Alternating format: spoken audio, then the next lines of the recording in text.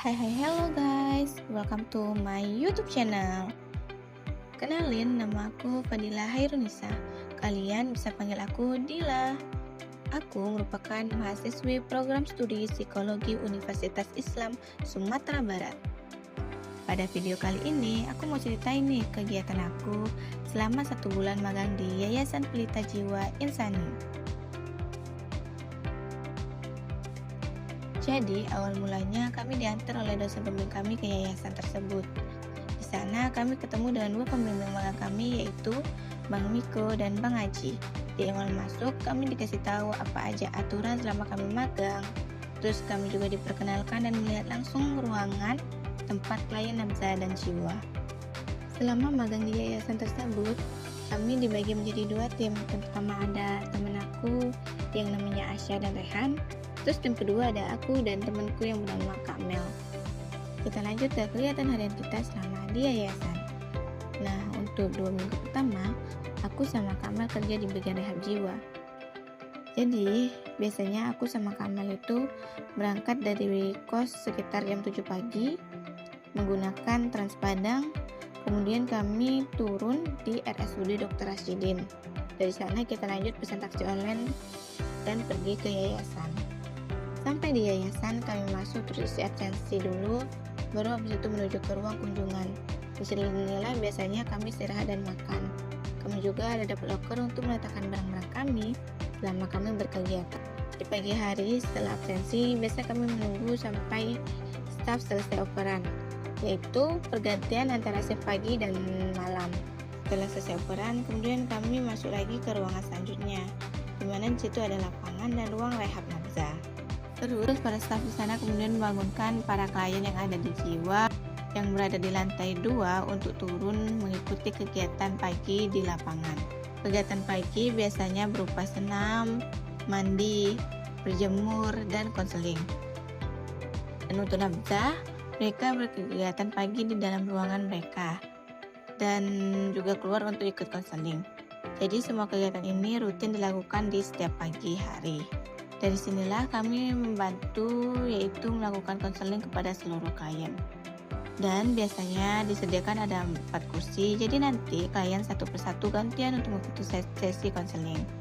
Untuk sesi konseling ini, pertanyaan sudah disediakan seperti nama, perasaan, pikiran, masalah, dan kegiatan harian.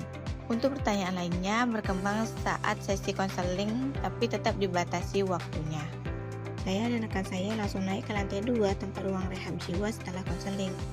Biasanya di sana kami hanya ikut menjaga dan observasi klien, mendengarkan cerita dan keluhan klien. Kemudian saat jam sholat zuhur mereka sholat, kemudian baru makan siang. Nah, saat mereka sholat inilah kami pun pergi untuk istirahat sholat dan makan siang. Setelah itu kembali lagi ke atas sekitar jam 1:30.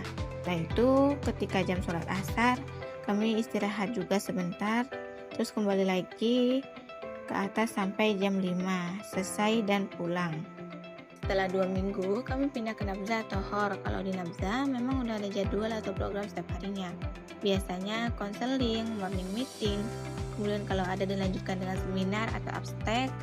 Kemudian mereka juga menghafal seperti peraturan atau ikrar, ayat Al-Quran, bahasa Inggris yang harus di-store. Nah, untuk nafza ini biasanya mereka mengikuti program selama 6 bulan, tapi juga bisa menyesuaikan tergantung progres dan pihak keluarga. Ada yang lebih cepat dan ada juga yang sudah lama tapi belum bisa pulang. Jadi di nafza ini sistemnya seperti keluarga, mereka ada chief yang berperan seperti ayah dan head yang berperan seperti ibu.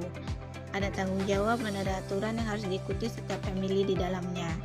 Setiap pelanggaran akan ada bumble dan setiap bantuan atau pekerjaan akan ada reward.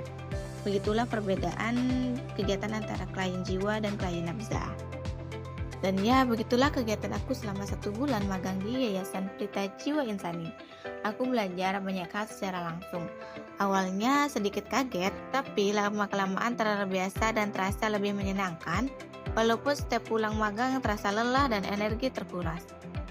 Namun dari pengalaman langsung ini, aku juga dapat memahami kehidupan orang-orang yang membutuhkan dan disisihkan karena merasa ada yang lain dari diri mereka. Mendengarkan setiap keluh kesah dan kisah mereka membuat aku semakin sadar dan lebih peduli lagi dengan orang-orang yang ada di sekitarku. Pelajaran yang dapat aku ambil yaitu setiap orang memang punya permasalahan mereka masing-masing.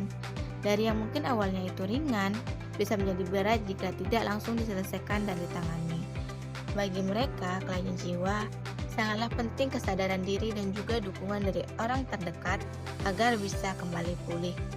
Dan untuk para klien Abzal, perlunya memilih pergaulan yang bermanfaat, bukan menyesatkan kita ke jalan yang dapat memberikan dampak buruk dalam kehidupan kita sendiri. Sekian video aku kali ini. Terima kasih sudah menyaksikan sampai akhir. Sampai ketemu lagi di video selanjutnya. Bye-bye.